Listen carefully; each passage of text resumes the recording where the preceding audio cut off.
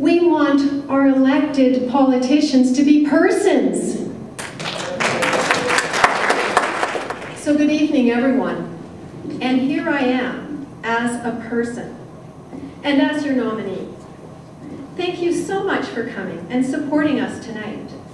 I'm excited about being here. It's a good chance to come together, and I'm looking forward to hearing from you later in the evening, because what matters to you matters to me. Giving voice to our community's needs is my passion. Knowing those needs, understanding those needs, and acting on them has been my job for the past 8.5 years as an elected official for our community. I've worked hard to implement changes that have had a positive impact on the lives of our residents, including providing an affordable housing policy, securing of agricultural lands, advocating for youth and seniors, implementing a community emissions reduction strategy, and supporting business and local jobs. And now I am seeking to be your candidate, to represent you, and to be your voice in Ottawa. So what are the common issues facing us in our riding? What are people saying for now? And these are the ones that are on the top of people's minds.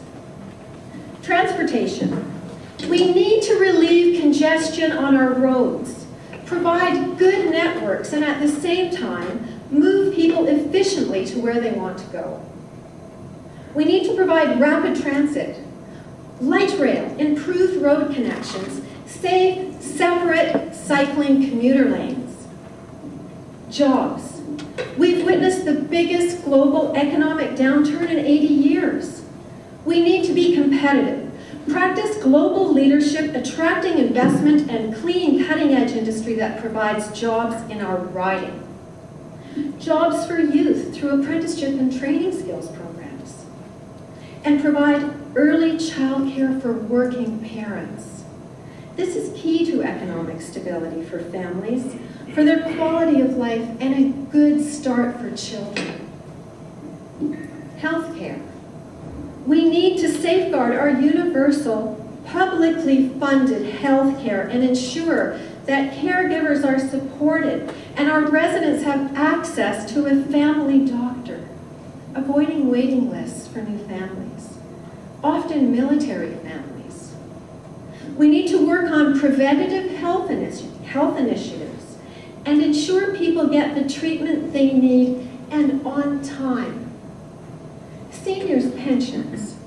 We need to ensure that our Canada pension plan is strengthened and that it will be there for us when we need it. Protecting the pension savings of Canadians is essential. Caring for veterans. As a military wife whose husband has served in Afghanistan, I am well aware of the challenges facing our veterans. Our government needs to provide our veterans the pension services and benefits that they deserve. And finally, the environment. Our riding here on Vancouver Island is in one of the most beautiful places in the world.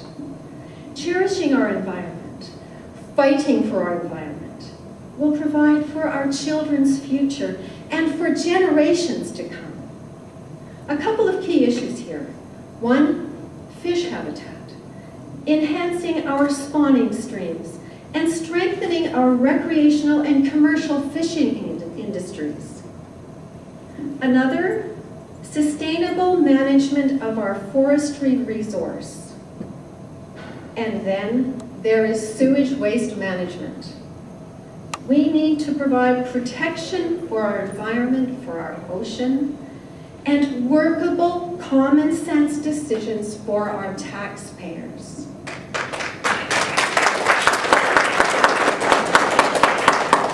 Common sense decisions and finding the common ground.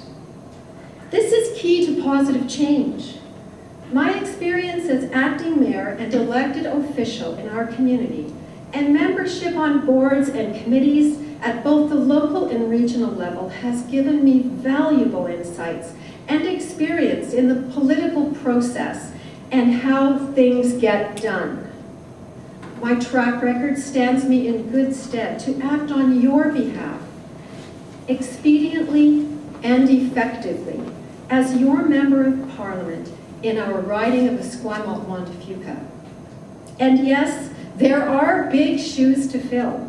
This riding has been well served by our MP Keith Martin, and I promise you that I will continue his legacy of hard work on your behalf.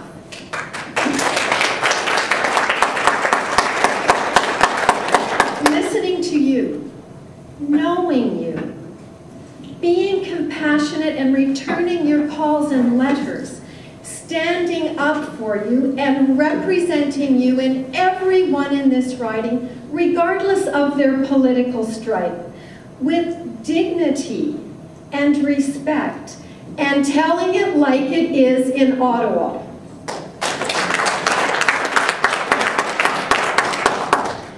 Being the change that you want to see, being the change that we need. I believe that together we are stronger.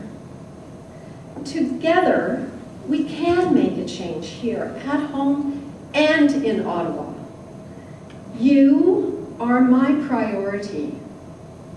I will work hard as your representative to benefit our lives, and together we will make it possible for us and our children to have a better future here in our riding, in our province, and in our great country. And now, I'm looking forward to hearing from all of you later, person to person. Thank you. Leadership is the ability to translate vision into reality. Words of Warren Bennis. I will demonstrate what it takes to transform my vision into your reality. Words are nothing. Actions speak volumes. I will speak to 3 critical objectives and the actions that will deliver them. These are based on your advice and your input. These objectives include the need to support families, the need to decrease working age poverty, the need to support our military. 1, support for our families. I will work hard to increase services needed to help families. Services such as the ones being delivered by the Boys and Girls Clubs of Canada and other like organizations. This funding is needed to support families that are struggling day to day, and to help them to send their sons and daughters to university. The youth of Canada deserve a chance for post-secondary education and the opportunity to succeed. In Denmark, the post-secondary education is funded by the state. As a result, the percentage of people on social assistance is extremely low. Today, according to statistics from the Association of Universities and Colleges of Canada, only 24% of Canadian youth are attending university. Just 24% puts Canada in the bottom half of nations whose youth attend university. This is according to the Organization for Economic Cooperation and Development. 24% is not good enough to position our country on the world stage. The UK, US, Australia, Korea, France, Greece, and the Netherlands, and 10 other countries have a higher proportion of youth attending university. I will work hard to increase attendance at university by at least 10% within my term. Education is the foundation of success. I will work to make sure Many more of our youth receive the help they need to be successful. 2, the need to decrease working age poverty. The poverty rate among the working age people of Canada has increased significantly in the past few years. According to reports by the Conference Board of Canada, Canada earns a D grade and ranks 15th among 17 countries. This means that more than 1 in 10 Canadians between the ages of 18 and 65 lives in poverty. This is unacceptable and does not even begin to address their status in retirement. The current government supports an expenditure of $1.5 billion to enhance airport security and billions more to build jail cells while cutting funding to agencies that help those most in need, families and the working poor. Common sense tells me that the spending of money up front reduces the need for courts and jail cells. I will support a national anti-poverty strategy through the implementation of active job policies, such as funding jobs training and providing child care subsidies in order to decrease working age poverty by a minimum of 10% within my term of office. 3, the need to support our military. The media reported on Tuesday that the Department of National Defence has been asked to look for budget cuts of 5%. I will work hard with you to increase funding for our military to ensure they have the tools and resources to do the job that we've asked of them. This will include the civilian men and women working to support our troops.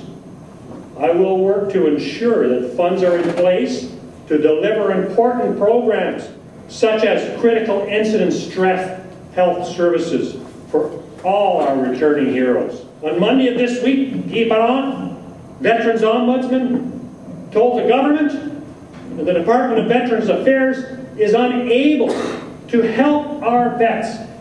Unable to help our vets. This is appalling. Our troops deserve this assistance. We owe it to them to help them heal and be confidently engaged in society. Work hard to ensure that critical incident health services are available for service personnel and vets. Here are my core values. This is who I am. Integrity. Mean what I say and say what I mean. Without integrity, there is no trust. Loyalty. At every level, to show up for people and be responsive to their needs unconditionally. And a belief in optimism and courage of the human spirit. When Barack Obama said, "Yes, we can," these words resonated with me, as I'm sure they do with everyone here. Ladies and gentlemen, I have proven my leadership abilities in the discipline of public safety and emergency services. As a firefighter and fire chief, I have proven my commitment to service in my professional life by putting my own safety and the safety of my colleagues on the line.